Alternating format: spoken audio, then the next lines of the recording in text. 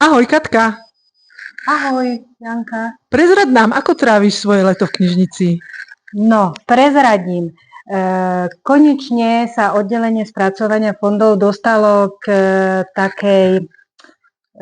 takej práci, že začína prebiehať veľká revízia v ústrednej knižnici na Miletičovej 47. Je to dobrá vec v tom, že mám takúto pomôcku, ktorá sa skladá z dvoch častí. To je, že anténa a tablet, ale špeciálne alebo oficiálne sa to volá RFID. Mobilná inventarizačná jednotka v slovenskom jazyku. Veľmi to uľahčuje prácu, aj urýchľuje a som zvedavá, a aký bude výsledok, čo dúfame všetci, že bude určite dobrý, a tešíme sa, že už to máme aj my tu v knižnici Ružinov, takúto techniku. Prajem ti krásne leto, Katka, a kľudne pokračuj ďalej v práci. Ďakujem pekne, ahoj!